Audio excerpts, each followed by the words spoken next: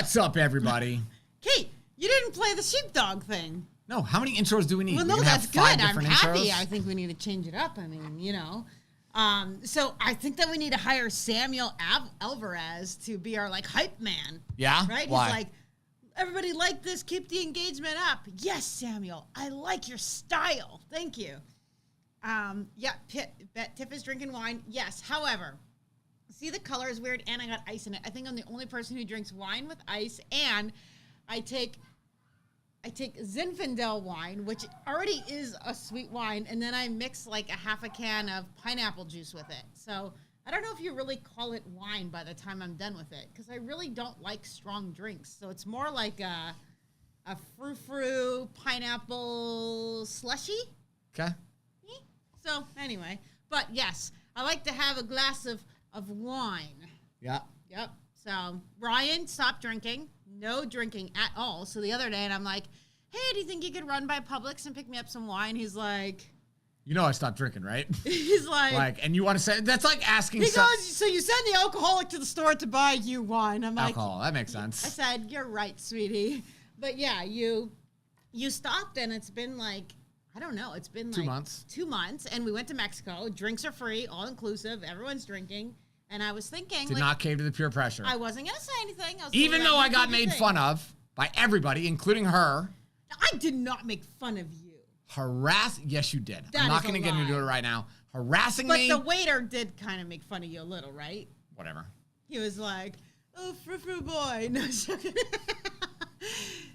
I think it's because you ordered like a mojito or whatever with no alcohol, which was my idea. So anyway, so did you guys see our cool new pets? Ryan, I thought you were going to have the bird on you tonight. That was the whole plan. The whole plan all week, I was like, you're going to have the bird. Maybe you should tell me what the plan is so that I can be prepared with the plan. I totally thought that you were just going to do it.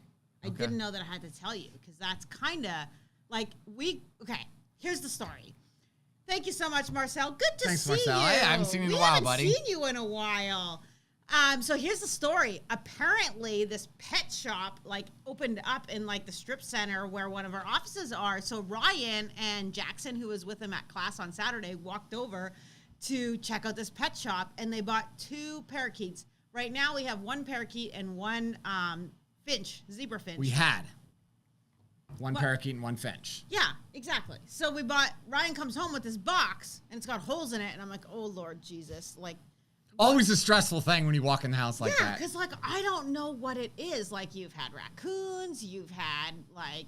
I really want a squirrel. If anybody can get me a baby squirrel. We had a flying squirrel, which is really cool. Which I think they're called a sugar baby. When we cut down... No, a sugar baby is like the pet name for it. They're flying squirrels in the wild. All right. So when we cut down our ook tree, this flying squirrel is We did not cut down an oak tree.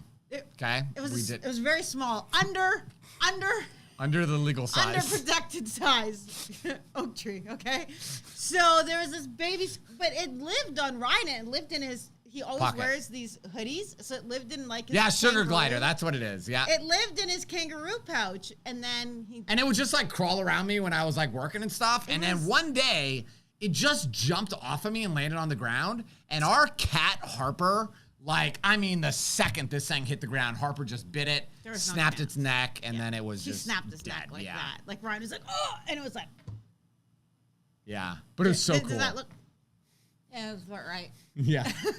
So anyway, I see this box walking towards me, and Jack's like this big smile, right? Hey, Val. And this box with all these holes. I'm like, oh, Lord Jesus, what did you bring, right? Because let's be honest. Everybody knows that I'm the one that cleans up after all these pets. Like, I'm the one, like today, Coco the pug puked like 3 different spots. I'm like, Mom, Coco puked. It's so gross. And the one day I made Jax clean it up, okay? Because I'm like, listen, I am going to make Jax clean it up. This is his dog. I'm going to make him clean it up. Guess what Jax did? Puked 3 times all over the kitchen. Because he can't handle any of that stuff. So now I had to clean up the dog's puke and Jackson's puke. So anyway, we got 2 new parakeets, and here's the thing. Like... Our other parakeet is psychotic. Like, bites you, and he's like, oh, weird, and we're like, okay, we can train it to be nice kind of thing. But then we're like, no, we don't even want to train it to be nice because it's just not nice. It's just crazy. So we just left it in a cage, which we have a massive, huge cage. These birds we buy for $15, quarter the price that we paid for the other one, And they're nice out of the box. They're just, you saw them. They just sit. They literally, Jackson put the bird, the next day that we got him, on his shoulder. Of course, I clipped their wings a bit. We went to Home Depot. The bird was fine all the way time, just sat there, and that's it. The bird's taking showers with the kids. Like, this is amazing. Yeah, it's pretty crazy. The best parakeets ever. Yeah, they are pretty awesome. So, super excited to be back and see everybody. Like, I don't know about you, but like, while we were waiting, I was reading the comments and I had like this huge smile, and I was thinking like, oh, everybody's like happy to see us. I'm excited. Yeah, O-Town Racer. So my friends have birds. My takeaway, fun to play with, but don't want one for my own. Yeah, it's weird. Like, I really love them. I think they're really fun. They're really cool. It's always neat to have different kinds of pets. I will say this. I do not want like a big parrot where they say you have to take care of it every day and stuff. Like take it out every day. Yeah, like parakeets are fine in the cage. I mean, they have a big bird feeder in there. They got a big water feeder. They're fine. Like, I don't have to play with them and be a part of their everyday life. They're not going to, like, keel over and die or be pissed off at me. So, I agree with you on a, like, I was going to say a high-profile bird, but that's not what they're called. Like a high-maintenance bird? A high-maintenance bird. It's just like a high-maintenance woman. I mean, it looks really good, but does anybody really want one? It depends on the time frame. Okay. That you want one for. Well, what time frame would you want a high maintenance woman? A night. At night, so just one night in bed. Okay, one night. Right. One night in bed, and then that's it. But they're not allowed to speak. Okay. Yeah. You have a lot of parameters here, Ryan. Why don't you just take like kind of like, what would you classify me, like a middle of the road? Like, I'm not high class, or not high class is the word, but I'm not high maintenance, but I'm also not low maintenance. Okay, like so let me share with you guys the day that I knew that I was in love with Tiffany. We went on a date. I think we went to Carrabba's, right? Yes, we went did to Carrabba's. Tiffany's all dressed nice. We were like going to church afterwards, whatever. A very nice dress on. So then we pull into the parking lot because Tiff's car was parked in the church parking lot. And I think we were going to go to church after this or something. Probably. So we're in like the parking lot talking. And Tiff goes, yeah, my car is like leaking oil. And then she just... No, I didn't say I was leaking oil. Yeah, because I had just got into a car accident. And then she jumps on the ground in her nice outfit, slides underneath her car to show me some damage or oil leak. I was showing you that the frame was bent because I got into an accident and they were trying to not write off my vehicle. So I'm standing there looking at her with her perfect nails and all of her hair, slide underneath her car on the asphalt. And I was like, I think I love you.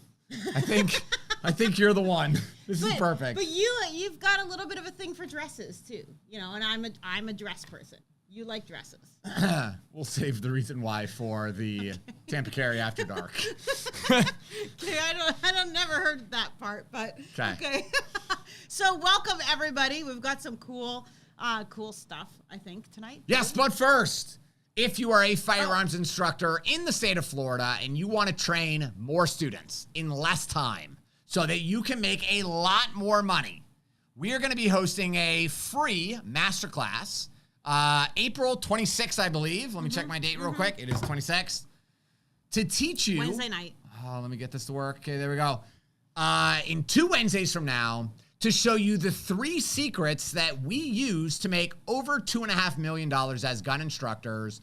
And that's cool and everything, right? But the really exciting part is how you guys can ethically copy our system so that you can avoid getting crushed by permitless carry, which is going to be amazing. So click that link inside of that description. Register for the free masterclass. It's going to be really awesome. Yeah, so just to kind of piggyback on that, Ryan, is... Ryan and I basically have been working tirelessly for 2 years creating this, this program, these courses and this software and stuff like that utilizes everything that we use to teach our students, right? So it's just something really, really cool. So if you are an instructor in Florida, go ahead and sign up for that. It's completely free. Listen to what Ryan has to say. Understand, kind of the systems and stuff like that we've done. And it's just amazing. It really is. Yes. I'm very proud of you. Okay. So, first story. Let's go.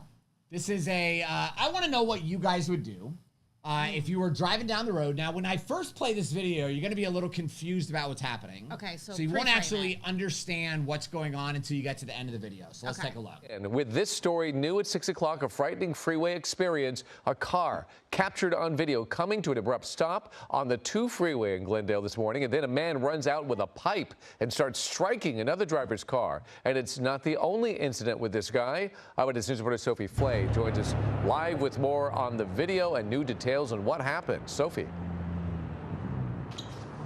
Yeah, David, it happened all right behind me here on the 2 freeway. We spoke to the man who captured it all on camera. He did not want to be identified, but tells us this shocking story. Watch as this man gets out of his car on the freeway with what looks like a metal pipe in his hand and strikes it against the car behind him. This all happened around 8:30 this morning on the southbound 2 freeway in Glendale. The guy notices that I'm recording. Next thing you know, he's pounding on my car with the pipe. The man recording this incident says he noticed the black car push another vehicle off the freeway. The black car follows close and stops the car. The driver gets out trying to hit the white vehicle, but it quickly escapes. He was driving very aggressively towards his other car, trying to run him off the road, when the other car was going towards the exit. The man who captured this all on camera says he's always recording on this dash cam, saying he followed the black car after the incident to try to get the license plate, but his car became the next victim. I wanted to help this one person. They seemed like they were in a scary event, and the next thing you know, I'm in the scary event. Showing ABC7 the dents and paint chips left on his car. It's pretty tense. I'm thinking it was like 2 or 3 pretty hard blows. Okay, so Marcel's only takeaway from this is why I hate Tesla owners. Okay. So isn't it funny that the attacker he had road rage, he ran another car off the road, then bailed out of his vehicle and ran to attack that guy. The victim of this entire case, the one with the dirty sweatshirt, was simply trying to get the guy's license plate to be able to call the police and get the guy arrested. Yeah. You know, that Tesla owner, like, what would you guys do in that situation? So somebody said, like, there was no plate on it, Tesla, but I think it was just one of those. It was grayed out. The news graded out. Yeah, those grayed out. But somebody else said, like, who carries that, like, right in their front seat? And that is a very good point. Well, a lot of people do. I don't have a baseball bat or a tire iron or something, like, readily available. Yeah, because we're normal people. We also have handguns 100% available, right? Yeah, I know. But, like, it's true that who has that, like, readily available? Like, that is, if I was a prosecutor or if I was a juror, I would think, like, see that as an aggressive thing, like a weird thing? Yeah, I think so. I mean, that's not really normal. Okay, in the comments, who has something that they can grab like that? Like, something like a crowbar, a baseball bat, something like that that's, like, right there. An intimate toy. Big dildo. Okay, this is a family show. We can't. Is it a family show? I don't know. Probably not. I'd say we're past that. I don't think people let their kids watch us. Yeah. Okay. Who has that, though, available? And this is the thing, Ryan. Okay, Lisa does. Okay. Him coming, I have pepper spray and I have a firearm. I don't have a tire iron because I'm not like. Okay, Kid has a crowbar. Okay. That's interesting. So let me ask you this. Somebody comes to you with a weapon like that, okay? Is it reasonable to feel like you are in, imminent danger? I understand, your door is locked, but let's throw a scenario in there.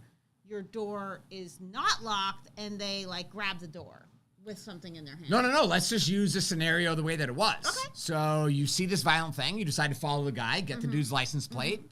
He slams on the brakes, bails out of his vehicle with a pipe in his hand. What are the 4 things that have to happen before you're legally allowed to use a firearm according to the Florida Castle Doctrine law? So the first requirement is that the incident has to occur in the proper location. So there's 3 locations that are acceptable or that apply to the Castle Doctrine. So first is a residence, a dwelling, and then an occupied vehicle. So clearly the victim is in an occupied vehicle, right? So question number 1 is definitely a yes. Mark. He's in the proper location. So requirement number 2 is that the bad guy has to be entering or attempting to enter unlawfully. Okay. So what does unlawful entry mean to you, Tiff? Well, actually, before I even tell you say it, what do you guys believe that unlawful entry means? So, okay, trying to get in my door, but then also if you hit my window with that, I would take that as unlawful entry because you were trying to smash my window to get to me. So that's forcible entry, which we're going to get to in a second. Okay. So unlawful entry means they don't have a legal right to enter or attempt to enter the vehicle. Okay, so and they even- don't have an invitation to enter or attempt to enter the vehicle. Okay, so to clarify, even to try and open the window or the door or to bang on the window, would that classify as attempting to enter unlawfully? You're confusing the two, Tiff. So, Okay, explain. all right. So, let's say me and you were at a gas station. You were in a fit of rage for whatever because you needed Really, new Ryan? blush or whatever. I don't know what you women's troubles. Okay. I was on my monthly cycle, as Okay. Dwight Schrute would say. Okay, so you decide to lock me out of the car, and you're like, "I'm not letting you in." Do I have Sounds fair. Do I have a lawful right to enter or attempt to enter that vehicle? Yes. I your do, Vehicle. because it's my vehicle, right? So the third requirement is the bad guy has to be entering or attempting to enter by force. Okay. So what does a forcible entry mean to you folks watching and to you, Tiff? So forcible entry would be trying to smash the window, in my opinion. And then also, isn't just opening the door in the castle doctrine considered forcible entry when they're not somebody who is lawfully entering? Yep. Okay, so even just trying to open the door. Okay, so opening the door, picking the lock, smashing the window, cutting through a sunroof, those could all be examples of entering or attempting to enter by force. So what happens if they're attempting to enter, but they haven't entered yet? So Again, the law says if the person is entering a residence, dwelling, or occupied vehicle unlawfully and by force, and the use of deadly force is a reasonable response, and we have a right to presume the fear of imminent death and great bodily harm and engage that person. Just one. No, No, Sunny. the other one, buddy. Sunny. Okay. 'Kay. Lincoln just brought the bird. So You can there. put the other one on. Okay, fine. I don't want the other bird. Give it to Daddy. Okay. Okay. So this is Sunny, Let it go, sweetie. and then this is Oscar. Oscar's a little meaner. Oscar's a little bit meaner, but pretty neat, right? They just kind of hang out there. They so just kind of hang out there, which is really Okay, cool. so but you didn't answer my question. Attempting to enter. Let's say I'm sitting in my car. This guy comes with a pipe to my car and starts smashing my driver's side door. Okay, but he hasn't broken the window yet. Right. Is that considered attempting to enter forcibly? Okay. Is the person entering an occupied vehicle? Yes or no? Well, technically not entering. Is the person entering or attempting to enter an occupied vehicle? Attempting, yes. Perfect. So yes. Okay. Is the person entering or attempting to enter unlawfully? Yes. Is the person entering or attempting to enter by force? Yes. Is the use of deadly force a reasonable response? Yes. I guess it depends. So if on the who answer to all four of those questions is yes, then we have a legal right to use or threaten the use of a firearm. Does that answer your question? Yes, so you could threaten the use of the firearm legally. You could pull out a firearm, point, and say, like, stop, or I will shoot. And probably they would, hopefully poop their pants and walk back to their car and drive off. Sure. Yeah. Okay. Which, before we move on, Ryan, I really want to clarify this because I can't tell you how many times I see this. If you pull your gun, you have to shoot. Yeah, I know. That I hear is it all the a time. massive misconception. Massive. There are tons of gun owners that have threatened the use of deadly force by pulling out their firearm to stop the attacker from doing what they are doing, and that is okay. That is legal. That is okay. You do not have to pull the trigger if they stop what they are doing, okay? Because that is your whole objective to get them to stop what they are doing. If they stop, you do not have to pull the trigger. Yeah, so according to the CDC, firearms are used in self-defense between 500,000 and 3 million times every single year. That's a lot. To the best of my calculation, there's no solid data on this, but to the best of my data, firearms are actually only used, a shot actually fired, a couple thousand times in America every year. So, millions of times, guns are pulled and simply pointed at the bad guy, and the situation is over, and only a few thousand times does somebody actually have to pull the trigger and shoot the threat. Yeah, so please understand that and keep that in the back of your mind. You do not have to pull the trigger if the person stops what they are doing. Right. Yeah, because that's the objective, right? Nobody wants to have to pull the trigger. Nobody wants to have to take that Right. step. So the purpose of a gun is to make the bad guy stop doing whatever the bad guy is doing. Mm-hmm. So if that means they're smashing your window or attempting to smash your window, and you pull out the gun and the bad guy's like, hey, I'm done, and they walk away, then you have to stop. Okay, so Jay Chambers says that they touch my car and I'm having a panic attack. Is that a question? You put a question mark, but I don't know the question. Right, and what do you mean by touch? Like literally touch your car? Like, Yeah, like let me just go with this situation. If I was on the freeway and somebody bailed out of their car like that Tesla driver, he's got a pipe in his hand and he's charging my car, my gun would be out, okay?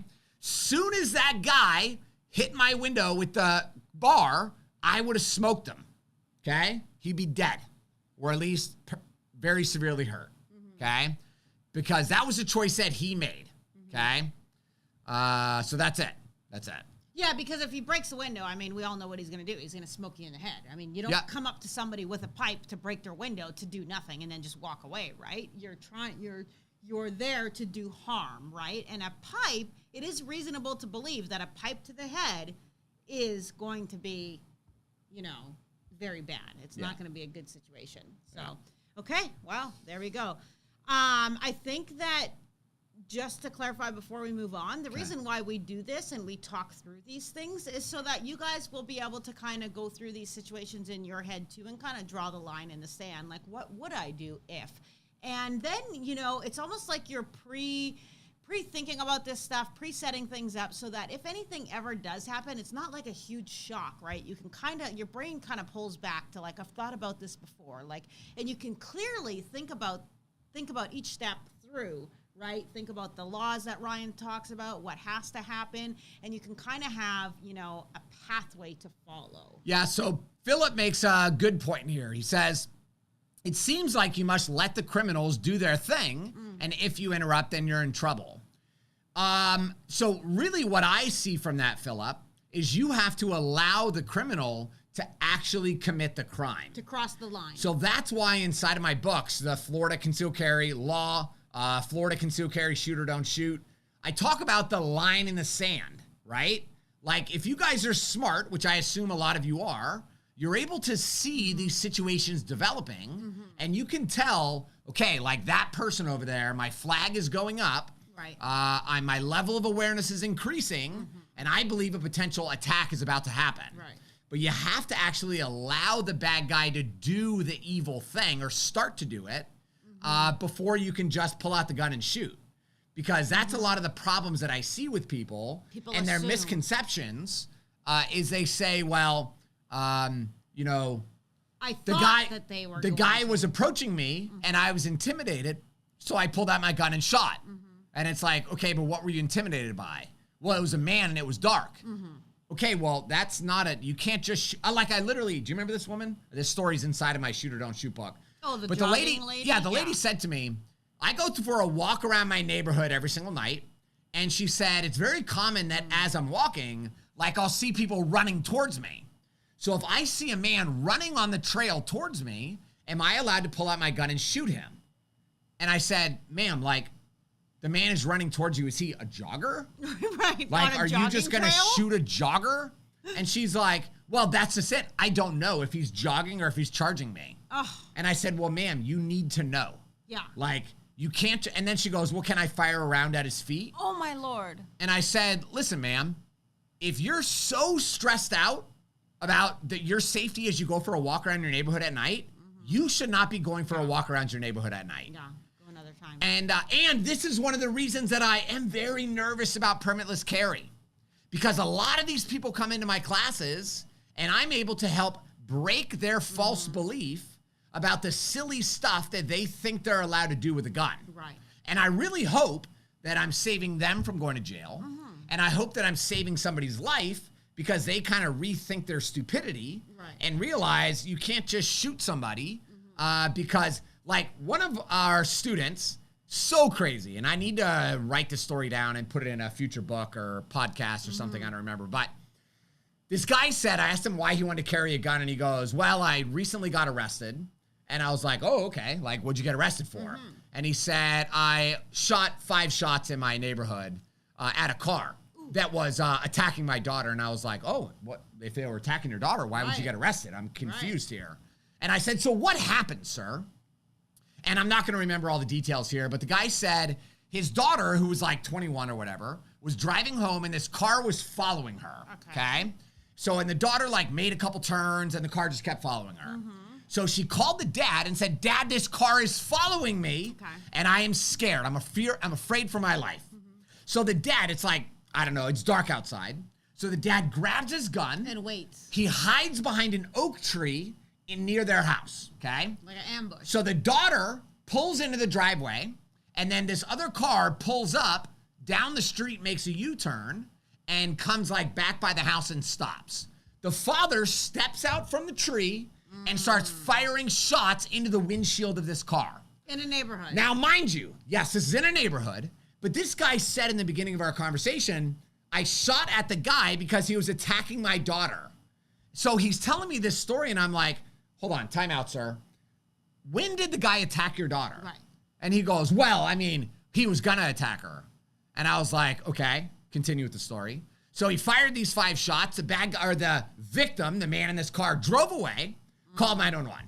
Turns out the 21-year-old girl was in a car accident, was claiming that she had all these medical disabilities or whatever. The car that was following her was an insurance adjuster. Okay? Or like a PI investigating the insurance thing. Trying to prove that she did not have any medical issues. And he was taking pictures of her carrying all this heavy stuff. Which is completely legal. Completely legal. So this moron opens fire in the neighborhood because an insurance adjuster is investigating your daughter's fraudulent insurance claim. Well, you're a psychopath. You are a psychopath. Thank God that nobody got hurt because that a bullet could have easily, entered a neighbor's house and killed a kid or something like that. So, I mean, that's what we have to these are the gun owners that exist in the state of Florida. These are people that truly believe that somebody pulling up to my house in a car on public property, because the road is public, right? That you're allowed to just pull out a gun and shoot that person. And even so this is going to be rude, okay? What I'm going to say is rude. So you're so stupid that you get arrested for negligent discharge of a firearm, aggravated battery, and all these other crimes, and you're still in my class, right? Claiming that you're the victim in this situation. You're an idiot. Yeah, well, common sense isn't always so common. And people have they don't understand that it's not what you think, right? It's not what you think could happen. And that's why, yes, unfortunately, you kind of have to let the criminal do what they're going to do because it might not be what it seems at all. For instance, I'll give you this little thing of it isn't what it seems. Okay, hold on. There's a neighbor. Do you know that I had to tell Jackson today on our walk to run and hide in the bushes because a car was coming that I was afraid I was about to get shot? That happened today at 4 o'clock this afternoon. What the heck? So me and Jax go for a walk down for my daily walk because it was raining this morning. And as we're walking, 3 cars are coming. So the 3 cars are coming. So the final vehicle was a truck. And as I'm walking, this truck driver he just stops right in the middle of the road and he's staring at me.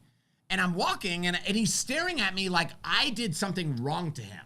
Okay? Like angry at me. Maybe he recognized you. So I look and I thought that at first and I was expecting him to say something like, hey, are you the gun guy? Are you the Tampa Carry guy? Yeah, I was expecting that. Because that's happened before. It does happen. It happens all the time. So, and I also noticed this guy has a huge hole in his windshield. So I'm like, okay, this is not normal. And the guy's just staring at me, parked in the road. And I said, what's up, man? And then the guy like kind of let off his brake and then he started rolling forward. And I was like, that was freaking weird. So Jax was like, Dad, what did you think was going to happen? I said, I don't know, bud, but that was very odd. So like we're walking and the guy drives like 100 yards down, parks his car in the middle of the road and gets out. And I was like, what the hell, man? So I'm watching him and I'm like, Jax, come on, hurry up. And Jax goes, what are we going to do? And I said, just listen to me. So all of a sudden, we hear a vehicle coming, and Jack says, Dad, it's that truck. But now we're around the corner, right? So as soon as the truck, and it was that same truck, came back around the corner, I said, Jax, run over there. So by the railroad tracks, right? Okay. I said, run over there as fast as you can. So the guy pulls up, and I like kind of square up to him because I'm like, what the hell is about to happen, right? So you got a huge hole in your windshield, and like, which means you're a psycho. You're a psychopath. Something. It looked like somebody just attacked this guy's windshield with a baseball bat. Okay. So the guy pulled up, and he said, hey, sir, I'm sorry to startle you. So I was like, okay. And he said, I was just driving down the road, and he said, something hit my windshield and broke my windshield. Oh. And I was like, I said, well, what hit your windshield? And he pulled out this log from in his truck, and he said it must have been in one of the oak trees, and it fell at the perfect time and hit his windshield. Oh my God. And he's like thinking like, did you just So he throw probably this at me? thought as he was, because I didn't see it, I didn't hear it, Right. but it must have happened in that same like little window. Oh my gosh. So this the guy- is a perfect example. Perfect. Because the guy was probably, as he was looking at me, he was probably thinking, did you just throw You mother effer this just frickin'... threw this log at me? Right. Wow. So thankfully, we were both very level-headed. And I was Right. just like, I said like, wow, dude, I'm really surprised that it broke your window because it didn't Yeah. seem like a big log. It didn't Right. seem big enough. Yeah. But it like shattered his whole windshield. Oh. And I was like, well, I'm sorry, man. Like, hopefully we can get it fixed. And he's like, yep, it's, it's okay. I'll deal with it. And then he just drove away. And then Jax is still like hiding in the bush freaking like way over there. terrified. Oh. Crazy, right? That is so crazy. So, I mean, but that is a perfect example of you just don't know. You don't want to assume that this guy's, a bad guy, that he's coming to hurt you or anything like that. Because if you just assume that. I think both of us in that situation thought the other person Was the bad guy. Was the bad person, right? I thought he was just some crazy ass person in a truck Right. on drugs or whatever. Yeah, yeah. And he thought I just threw something and smashed his window. Crazy. So what I was going to say before you told that story is Yeah. I was going to tell the story of Curtis James, which you guys know that we shared this before, who shot a guy that was charging, right, his vehicle on Waters Avenue in Tampa. Okay, so he's at a red light. He kind of had this he cut off this guy, whatever. He gets to a red light, and this other guy gets out of his vehicle behind him, right? Just gets out of his vehicle and starts walking up to his vehicle, and he shoots him through his back window with a .45 several times. Yeah. The guy's laying on the ground, But no. So while the man fell on the ground, the victim fell onto the ground, and then he tried to get back up, and Curtis James opened fire and kept shooting until he was dead. Again. So we when this broke, we were like, we shared the story, and he messaged us on Facebook like, you got it all wrong, and da-da-da-da-da. And I'm like, okay, tell me your side of the story. And he's like, he charged my vehicle, and I'm like, okay. Yeah, but they found the body next to the victim's car, so he, yeah. barely got out of his car And he's before like he a shot him. Jehovah's Witness. I mean, just saying, you don't really see like that many Jehovah's Witness murderers, but no weapon. Well, like, there's a reason nothing- they don't have windows in their buildings. I'm just saying. Okay. There's But something happening in that building. No firearm in his hand. Like, all he was doing was what he said, like charging his vehicle, walking up to his vehicle. So you can't shoot somebody walking up to your vehicle, okay, assuming all this bad stuff's gonna happen. Like, that's an assumption that you have in your head, okay? So to try and convince a jury that all that stuff, that they had ill intent and stuff like that, they might have just been walking up to tell you to knock on your window and be like, dude, you need to slow down because you just cut me off there and you didn't even notice.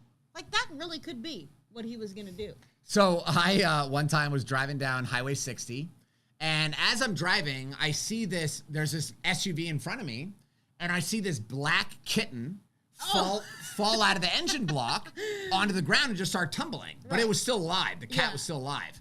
So I sped up, and it was a younger girl, so she was probably like 21, 23, something like that.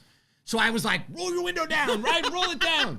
As we're doing like 50 miles an hour, whatever. So she rolls her window down, all annoyed, right? Yeah, like thinking, who is this crazy person? And I yelled, I said, do you have a black kitten? And she was like, all offended, right?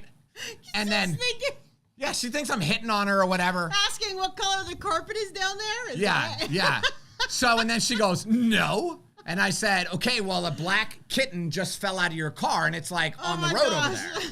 and then she slammed on the brakes and like made a U-turn. Yeah. But yeah, what you perceive as happening might not be reality, right? Black kitten. I mean, it does sound like a pickup line, Ryan. Sure, I don't know what kind of girl you're gonna like. What's the girl gonna be like? Yeah, I do have a black kitten. Want to pull over at the Dunkin' Donuts and find out? Like, yeah, not the girl I want to marry. All right, if you guys have a question for me, head over to ask.tampacarry.com. You can ask your question. All right, so Davis says, how can I sell my gun legally to somebody? I live in Florida.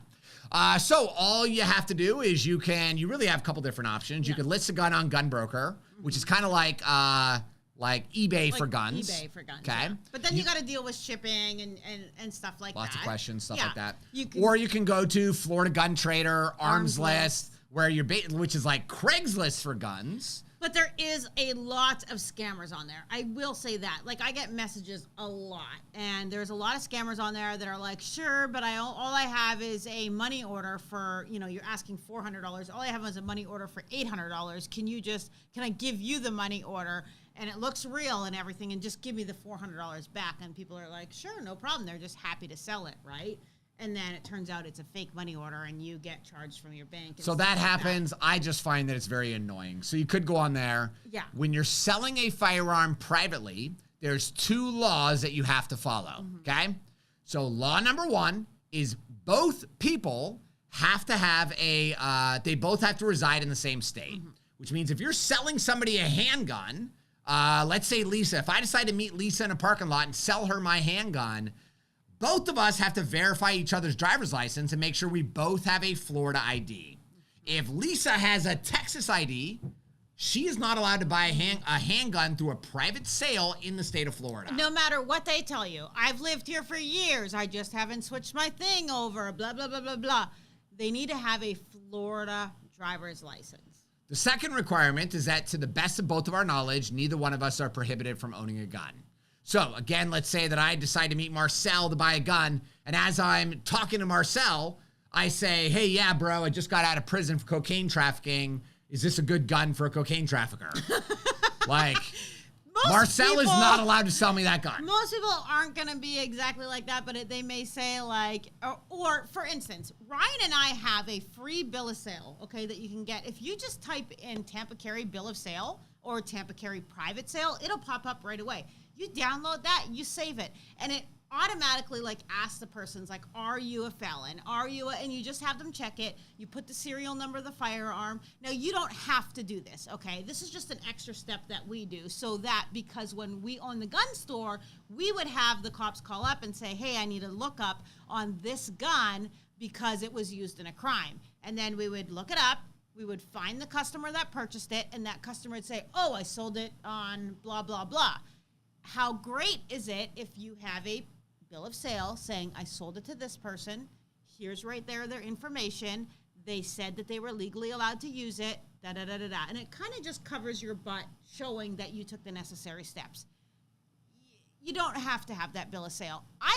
For me personally, I mean, I also sleep better at night knowing that, listen, I kind of went through a little bit of steps to deter, because anybody who is a felon or who is a prohibited person, they know that they're a prohibited person, so they tend to only look for private sales. So I don't want to be involved in that.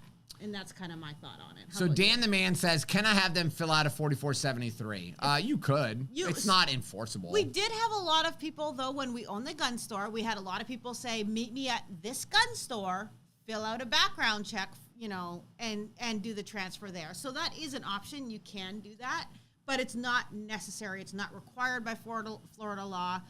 So you don't have to take that step. But, for Ryan and I, we always would just say, like, okay, if you have a Florida driver's license and a concealed carry permit, perfect. Yeah, I always make sure they have a permit, and I never sold a gun privately to somebody who didn't have one. Because if you don't have a concealed carry permit, then you're really not even, like, a very serious gun owner.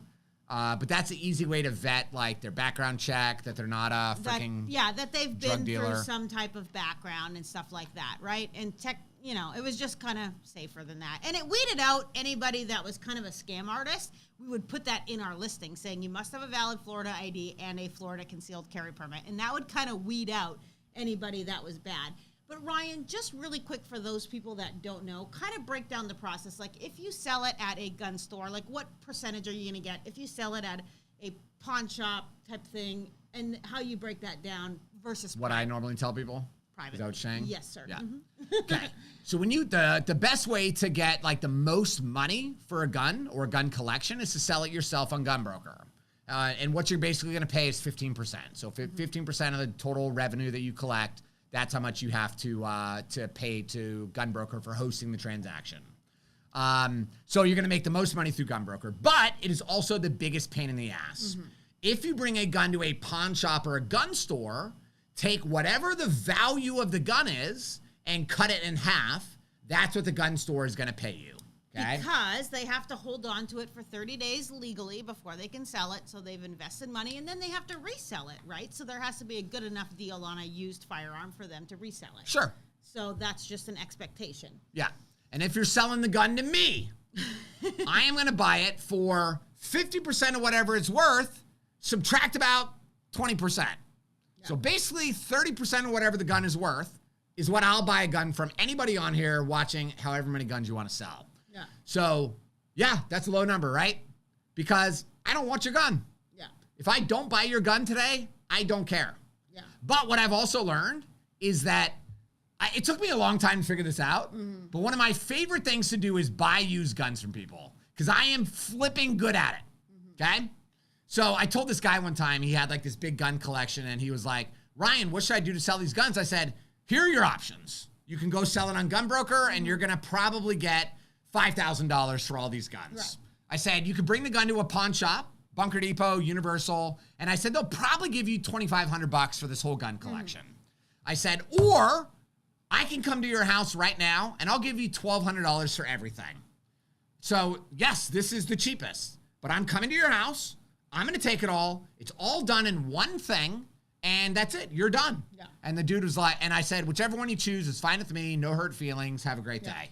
And then the guy responded, and he's like, yeah, I'll take just come to my house. That'd be awesome. And just buy it. So it just depends on what you're comfortable. Some people, like we also had, people that lost their husband. He had a gun collection. So we would say, you can do this, or you can just bring it to us, and we'll just buy the whole thing for this amount. And some people are just like, yeah, I'll just do that. Like, thanks for being honest. Yeah, actually, Jim's buddy who came from South Carolina the other day and shot with me. Yeah. So how did he shoot? I forgot to ask. He did good. He has a dope accent, like really? Freaking spy accent. Ooh, yeah. Undercover. So anyway, he's helping his friend his friend's wife. So the friend passed away. Okay. So the wife needs to like sell all of his guns and whatever. Guns. Yeah. So it was a lot. Like it was a dozen or more AR-15s. I want you to know, I'm not selling your guns. I'm keeping everything. Oh, yeah, I don't care what you do. But I'm just telling you, I'm keeping everything. Okay. I'm keeping everything. So he was selling, it was like a dozen or more AR-15s and some other cool stuff. And I said, like, how much are you selling all this for? Because he sold it all to one person, and he said $6,800. And I was like, wow, that's a good deal. I said, that is a good flipping deal. And he said, I know it's a good deal for them, but we just want them gone. We just want it done and over with. Okay, that's great. You're happy. The person buying them's happy. Like, that's amazing, right? Yeah. And I said, next time, call me. So, and I'll help you. Thank you, Dan. Thanks, Dan. We appreciate you, buddy. Dan. So anyway, so Lisa says, with permitless carry, do people still have the waiting period when they buy a gun? No. Yes, they do. So with permitless carry, people still have to wait the waiting period. No. She said permit holders. Tiffany. Okay. Just let me talk, please. I'm sorry. With permitless carry, people without a concealed carry permit still have to wait the 3 or 5 day waiting period when they're buying a firearm. Yes. Only if you have a concealed carry permit do you get to void the waiting period. Yes. Okay. And also you have the benefit of being able to travel, with your firearm in 37 additional states. So if you, drive up to North Carolina or something like that, you can take your gun with you. So that's a big factor. If you guys remember, last week we talked about the homeowner who was accidentally shot by the police. So the police received a phone call that there was a domestic abuse situation happening. Yeah. And they responded, but they responded to the wrong house. They started banging on the door, declaring this is the Watauga County Sheriff. open the door. Is that really what the name No, is? I don't know what the name is. It doesn't matter. But the homeowner didn't respond. So then the police kind of backed up a bit. All of a sudden, the homeowner, look at this picture right here. Now, people are, I want to know your guys' opinion after we watch this, but people are saying, and you're going to hear one of the women who was interviewed, this was tragic, and this homeowner was just trying to protect his family. Let's watch the video, and then let's discuss this. Mexico police have released body cam footage showing what happened when 3 officers responded to a call and showed up at the wrong address. The homeowner was shot dead. CBS's Michael George has more and a warning. The video is disturbing. A knock on the wrong door Farmington, please. ended with deadly consequences. Hey, hands up! It happened April 5th when dispatchers in Farmington, New Mexico got a call about a domestic disturbance. Someone on the call clearly states the address. 5308 Valley View. But Farmington officers go to 5305 Valley View instead. Body camera footage shows the officers knock and identify themselves. But then they question whether they're at the right home. 5308 Valley View Avenue had a confidence factor. Don't tell me I'm wrong. Seconds later, the homeowner opens the door. Hey, hands up! Farmington police say all 3 officers opened fire, killing 52-year-old Robert Dotson. His teenage daughter called 911, likely not realizing her dad was shot by officers themselves. There were gunshots in the house and my dad was shot. Farmington's police chief says Dotson pointed a gun at an officer before they fired. It starts with us not getting off to a good start and making a mistake and going to the wrong address. But it ends, honestly, with something you just don't see very often, with Mr. Dotson coming out with a gun and then pointing it at the officers. Neighbors call it a tragedy. It could have been any of us doing this exact same thing, trying to protect our family. The state police are now investigating. I'm extremely remorseful. So my question to you guys in the comments, who is at fault? Is it the police for knocking on the wrong door? Or is it the man who swung his door open like he was a freaking Navy SEAL in Fallujah with a gun in his hand charging outside? Who is in the wrong in this situation? Okay, custom build says the homeowner. Okay. Who else? Don't. I just want to hear. It's all bad. Okay, but there's one person at fault. Duel. Homeowner's at fault. Jeff, Gloria, homeowner. Tom Segar's homeowner. Yeah, here is the thing. The police, we all make mistakes. But what's the mistake that the police made? They knocked on somebody's door and woke them up from their sleep. Right, Lisa?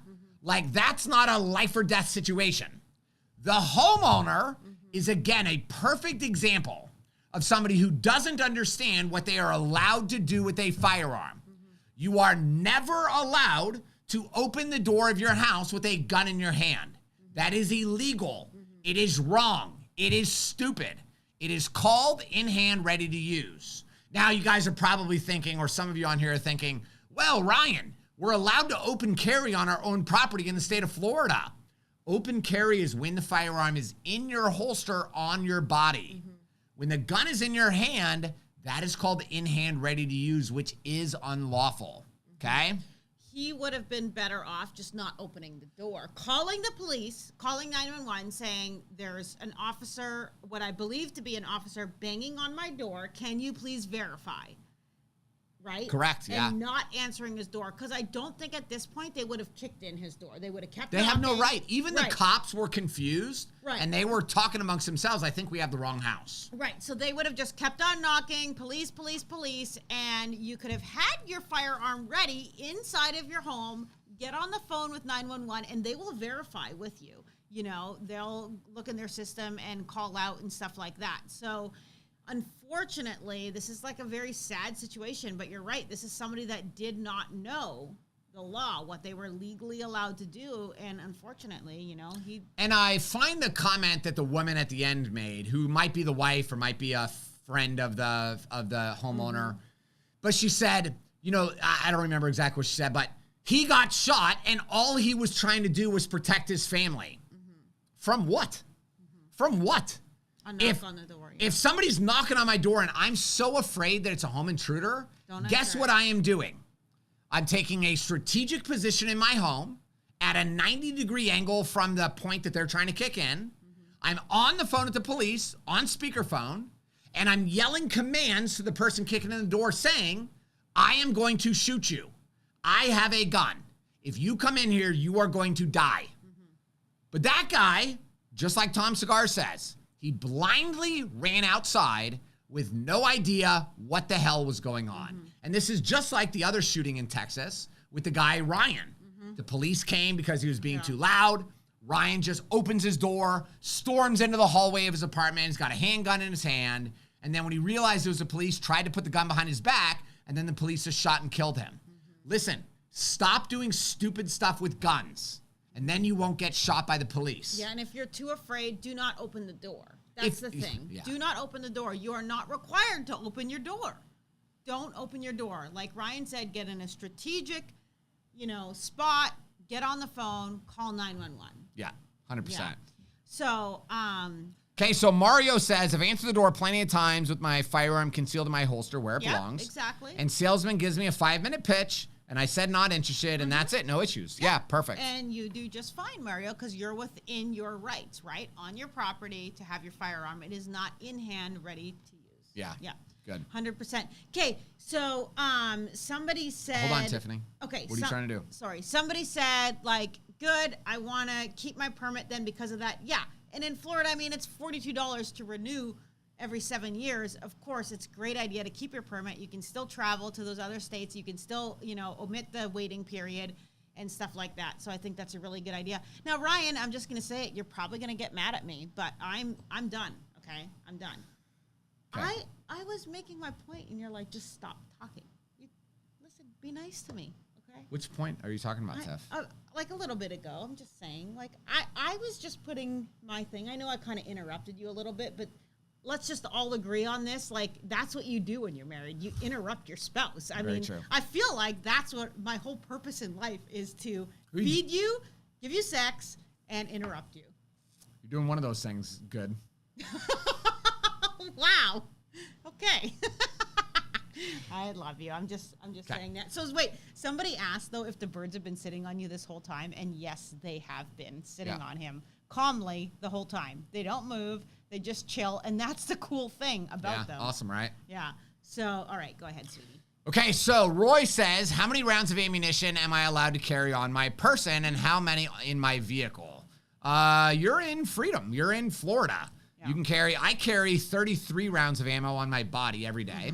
Okay. And I don't carry, listen, bro, if you can't stop whatever the hell is happening with 33 rounds of ammo, then you are in a major, terrible situation anyway. And you're screwed. And you might just want to give up. But yeah, you can have as much as you want. Yeah. It doesn't matter. Yeah. But yeah, I was going to say, you can have as much as you want. You also don't want to go a little overboard and crazy. What is that considered? I don't know. Yeah, we all have those moments, though. There were those times when we had, threats against my life at the gun store, when I literally had every single day, a whole battle kit, 500 rounds of ammunition with me everywhere I went. Yeah, I know. And a rifle and everything, yeah. So there are times when that just makes sense. Okay, so for you, let's just answer for you. Everyday carry, what do you have? You have the 33 rounds on you. You don't carry extra in the car, right? No. And honestly, even the 33 rounds is overkill. So I used to think that, honestly, I have to say I used to think that until just down the street, a mile and a half where you use the car wash, and the guy fired 83 rounds. Yep. 83 rounds this guy shot in the parking lot of the car wash that we go to. That's a little crazy. So then I was thinking, maybe you're good at 33 rounds. A situation fair. Like that, you need a lot of ammo. But when that happens, it makes you realize that, okay, this could actually happen. Yeah, but see, our job is not to get in a sustained gunfight with some madman. That's the cop's job, right? Yeah. So, our job is to use the gun to get distance, get to a position of cover, so now you're behind a building, and flip and run. Yeah. Run with your family. Get out of there. Don't leave your car, abandon everything, run. Yeah. So we're not here to get into a massive gunfight. Mm-hmm. That's your job is to get home to your family. I agree. Yeah. All right, so here's a very interesting thing. If you guys remember last year, there was a active shooting at the FedEx plant or whatever, FedEx hub. And this is a gunman, killed 7 people or whatever. So now what is happening is the families of the victims that got shot by this dumbass have filed a massive lawsuit. I don't know how much the lawsuit is for, but I'm sure it's a ridiculous number. Against the firearm manufacturer, the manufacturer, which is American Tactical Imports of the magazine. They've also filed a lawsuit against the CEO of American Tactical Imports, the marketing director, and they want all this money, and they're saying false advertising. You sold this person a 60-round magazine without asking him why he needs it. It's none of your business. It's none of your business, right? Like, nobody asked why you have to abort your 13th child this year, okay? I know that's a bold freaking thing, right? And Tiff hates it when I say that stuff. But people don't ask. But it is true. People don't ask those questions, right? Like, I just find it really comical. I had a class on Saturday, and they said to me, the reason I need to carry a gun is because of all these mass shootings. And I said, oh, that's interesting. Like, how many mass shootings do you think there are every year? How many? And they were like, I don't know. And I said, well, based on what you see in the media and TV and all that stuff, like, how many mass shootings are there? Are there 10? Are there 100? Are there 1,000? Are there 10,000? What number do you think? What number? And, like, some of the people in the room were like, like 1,000, 3,000, 5,000. I said, okay, how many people die every year from a mass shooting? And they were like, well, at least 1 per shooting, so at least 1,000 or 3,000 or 5,000. And some people were like, no, like 10,000 people die. And I said, oh, that's interesting. I said, if you go to the FBI active shooter report, and I might mess these numbers up right now, but I said, if you look in 2021, there were a total of 61 mass shootings that occurred. Not 6,100, 61. And I said, out of that 61 mass shootings, only 103 people died. And I said, does that seem like a small number to you? And they were like, well, you know, it's still somebody died. And I said, compared to yeah, you're right. Drunk driving or something. But let's look at, I think it's like 46,000 people die in a car accident every year, okay? Medical malpractice. Medical malpractice, 250,000 people die every year, okay? We're talking, I think the number's like 650,000 babies are aborted every year in America. So where's the problem here? Alcohol kills, I don't know, 100,000 people or 200,000 people every year. So instead of talking about human trafficking, which is hundreds of thousands of people in America that they believe are slaves today, instead of talking about that, we're talking about 103 people that died in a shooting. Wow. It seems like our priorities are a little messed up. Wouldn't you agree? I would, but let's not mess the people up with facts here. Yeah. So, and then I said, like, what gun is used in mass shootings? And they were all like, well, AR-15, semi-automatic, high-capacity magazine. I said, do you know that out of the 61 mass shootings, I think, if I remember correctly, only 6 of the shooters used a rifle, an AR-15? So out of 61, 10% used a rifle, and the rest used handguns, and then there was a small percentage that used shotguns. But why? And I said, do you know that? I said, what's the number 1 location that active shootings occur in? And they were like, well, schools. Gun-free zones. They said schools. I said, it's actually not schools. Number 1 place active shootings occur is a place of commerce, a place of business, like a Walmart, a Target, someplace like that. So I said, the reason I share all this with you is so that you understand that the media is lying. And everything that they're showing us is just a play on our emotions so that they can push the agenda they want to push, right? So, you know, it's scary. We have to look at the data and make sure we're actually making decisions based on the data, not our emotions, right? And we need to focus on what are the big problems in society, not the minor problems. I just did a podcast on the Warrior Cloud YouTube channel and the 2A Warrior podcast about majoring in minor things. Okay, and this podcast episode is about my neighbor who might be watching. But it's okay, I love you. But you're getting really good at majoring in minor things. So I was out front, came home from the gun range one day, and he stopped, and I hadn't talked to him in a while, so I stood and talked to him. But we love him. We love him. I do love him. I love his wife. But he goes, Ryan, we have a major problem. So and I was like, oh, dude, what's up? I was like, okay, what's the problem? And he goes, There's this guy on the other street that every single night he's walking with his dog. Yeah. And this dog is peeing on my magnolia tree in the front. Wow. And I was like, oh, okay. So I'm listening intently because I'm waiting to hear the problem.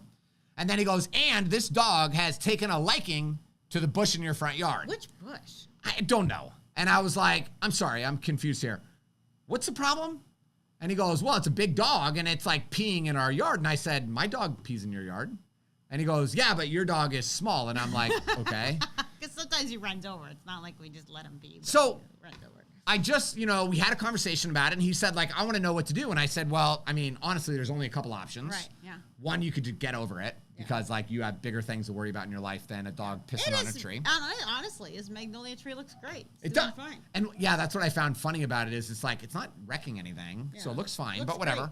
I said, your second option is walk over, knock on this guy's door and say, hey, listen, your dog's pissing on my tree and it bothers me. Piss on his tree and point to us instead. And sometimes that guy will, maybe that guy will be like, hey, I'm sorry, I won't walk my dog by your house. Yeah. Or maybe he'll tell you to F off. It's that guy's choice, right? One or the other.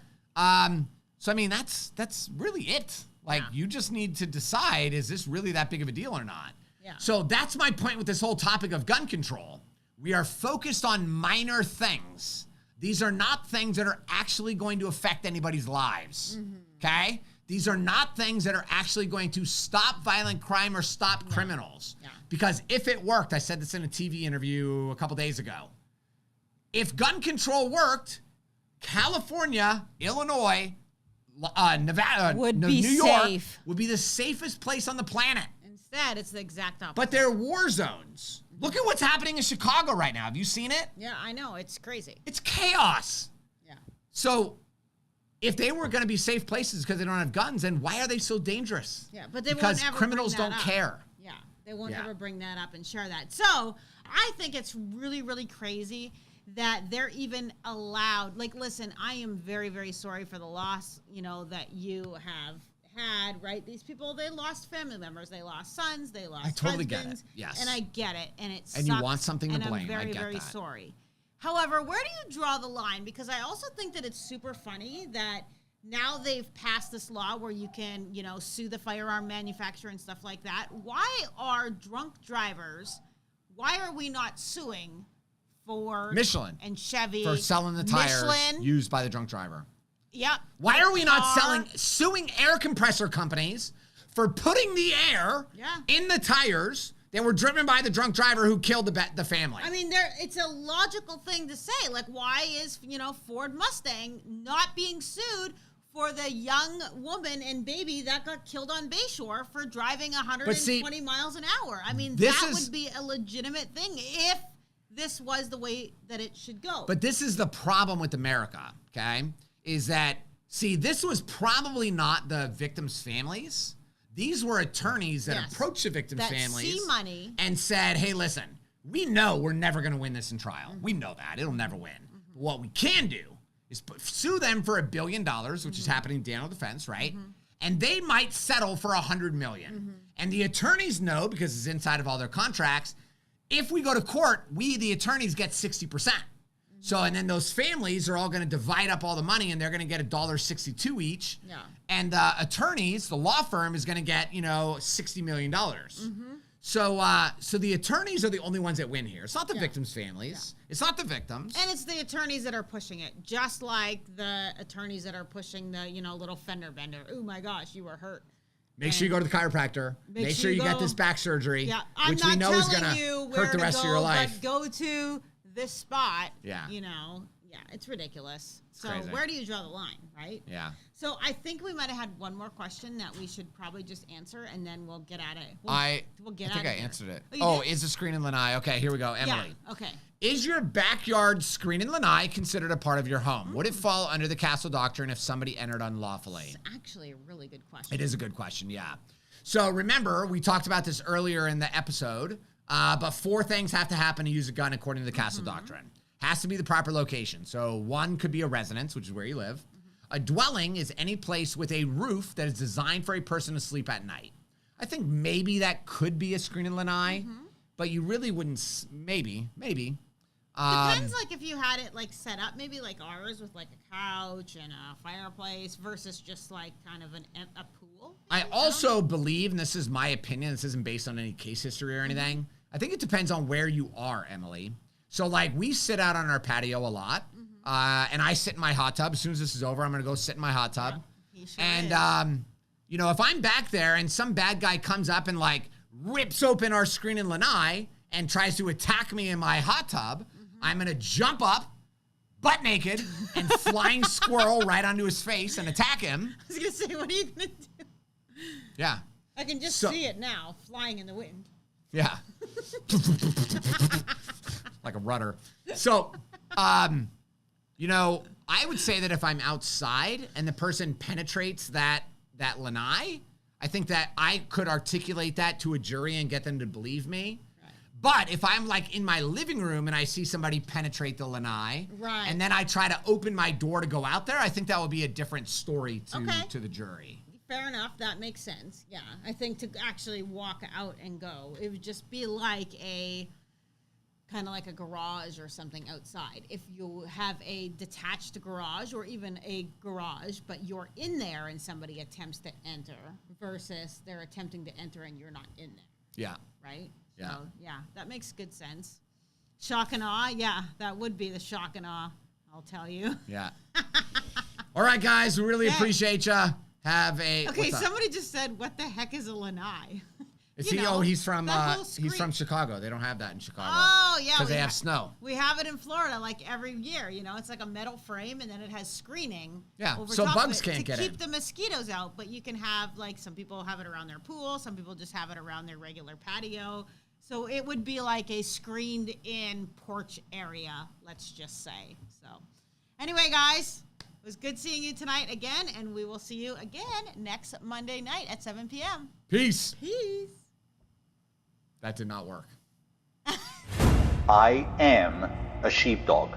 I have a subconscious and moral burden to protect and help the people around me. I believe in safety, responsibility, and the God-given right to defend myself and others from the wolves who seek to steal, kill, and destroy. I defend the Second Amendment by properly representing what it means to be a gun owner. I will put aside my doubts, my fears, and my excuses. I will be trained, I will be ready. I will be confident, and I will be prepared. While some sheepdogs are born, most are made. Becoming a sheepdog is a choice. A new way of thinking and a new identity. An alter ego that you must step into. We are patriots. We are defenders of liberty. We protect those we love. We are sheepdogs.